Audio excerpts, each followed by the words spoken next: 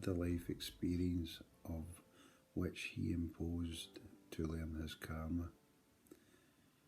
My point here is that it is hoped that this book reaches all peoples and cultures of the world to help you understand responsibility for your life.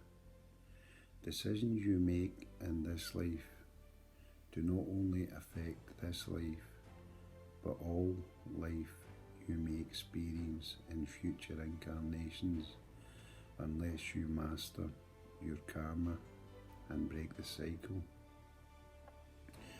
Later on in the book, I will add my theory on how it all works in a relatively easy way to understand. But now I wish to cover resonation and spiritual vibration and the best frequency from best which to operate and function in your daily life going forward. For a happier life, avoid negativity in all forms. People, places, situations. If you stop now and think about this, certain people will come to mind immediately.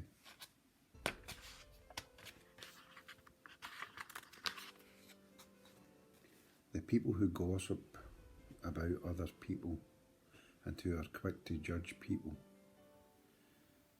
and point out their shortcomings without the consideration that as they are displaying this behaviour to you, you reflect exactly that which they are conveying back to them. This is a very low point from which to resonate from, and a very low vibration which serves no positive purpose. Again, with places, noisy or very busy places, such as a very busy city with so much going on and so many energies. If you do not understand what I am stating here, you will as you progress in your spiritual understanding, as you will find that to be in a peaceful environment, such as by the water or in nature, where you can truly resonate at your highest frequency. Here, if you get the opportunity in these surroundings, connect with your higher self through the meditation technique I mentioned earlier with the chakra alignment. It is also, I feel, worth stating that when you do this while exposing your inner light and connecting with the heat and light of the sun, this is magnified by an immeasurable amount, but very positive. I will not keep this information from you here. You will distance yourself from a lot of people, and that will not initially go down well, but it is advised here to play the long game. The people you knew before your spiritual awakening and beginning your journey will eventually awaken themselves, but only through observation of your life and all associated blessings, and that will be met by normal, but again, low resonating energies of envy and jealousy. But continue on your journey and call on the angels, ascended masters, and your ancestors when things get tough. It will do you no good to try to explain the change in you verbally. It would be like speaking in a language totally alien to them.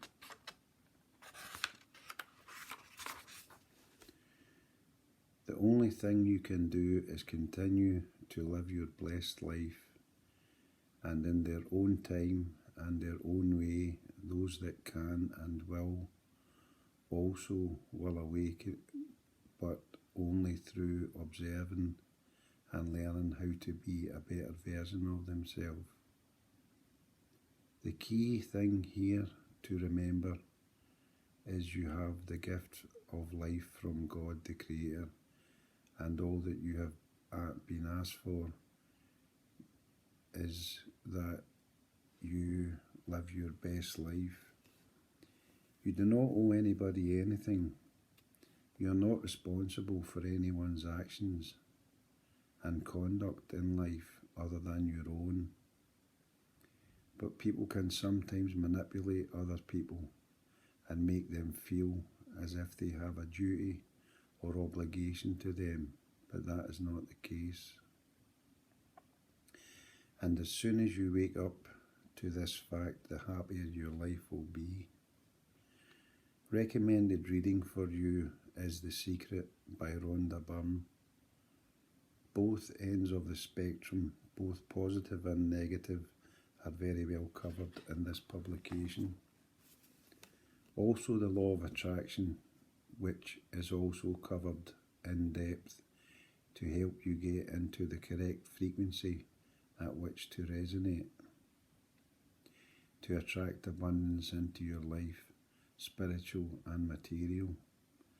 Since I read The Secret a few years ago, I have become good at manifesting all of my needs through the power of resonating at the frequency of attracting that which I think about. In the book, you will come across such lines as thoughts become things and as above, so below, meaning that once you learn or indeed master how to connect with your higher self, obstacles in obtaining that which you desire or focus on in some way becomes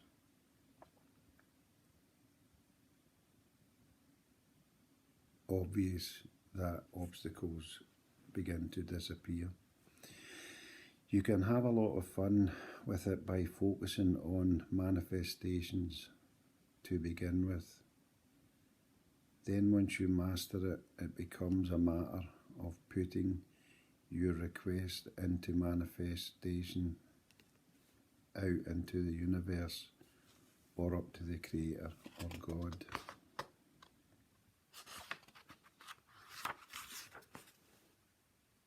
And for best results, I always leave some room for this magical addition, ingredient with patience.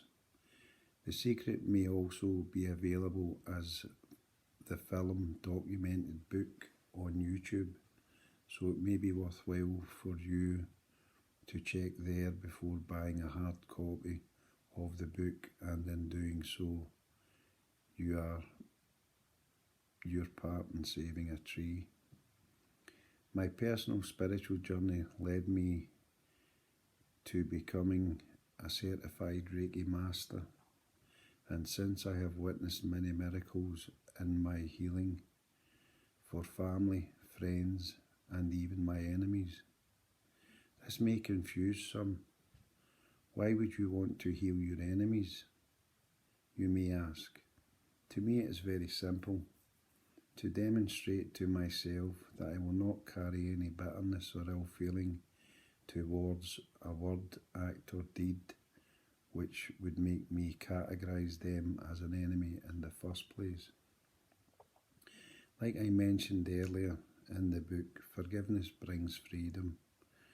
I also believe that everyone can be a healer, certified or not.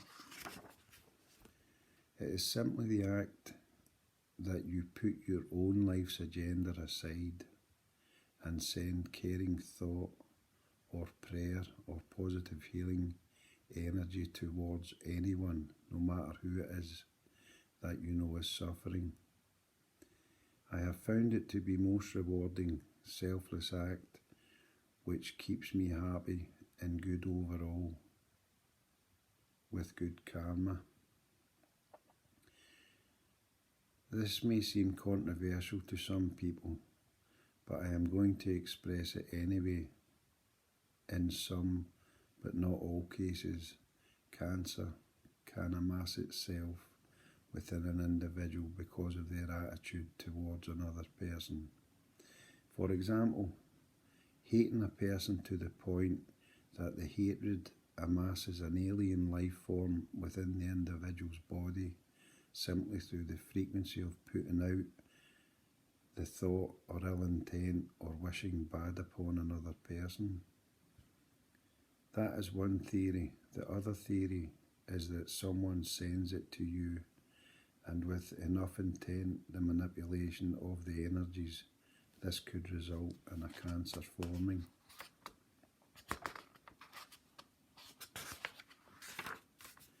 In summary, do not hate anyone, never judge anyone, for you do not know by looking at a person their life story with all of their trials and tribulations of which they have faced throughout their lives. So just check yourself when you find yourself doing this until you resonate on the frequency of acceptance of all without judgment.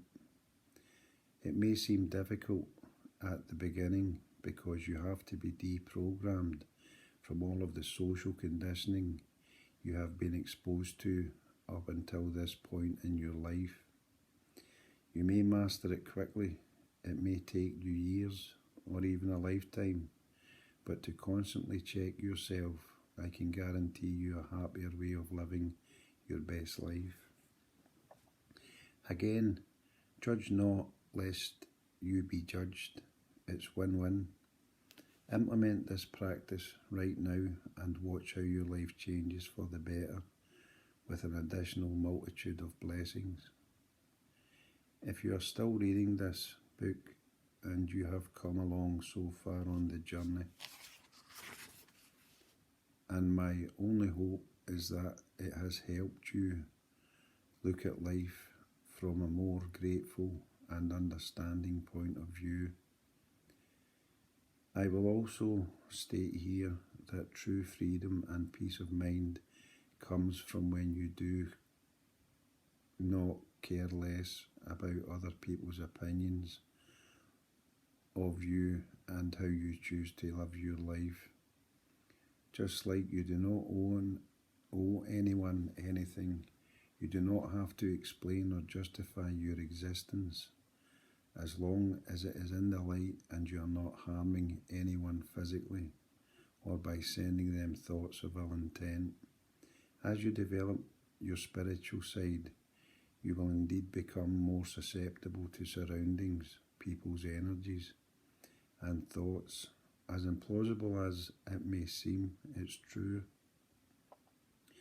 It's part of the ascension process and a gift from your higher self of enhanced intuition, brought about by your meditation practice if you wish to continue living your life like the majority. This far in man's evolution, read no more. But if you wish to better yourself,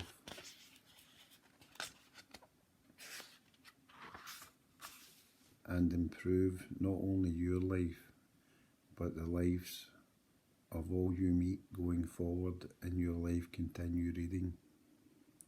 The next subject I would like to cover here is sexual energy. Again, this can be a controversial matter, and my views may differ from some. In this world of the internet and easy to access pornography, the self-satisfying detachment from relationships and being single is very common in modern society. For me, I was born in the 70s and had most of my relationships and sexual experiences in the 80s and 90s.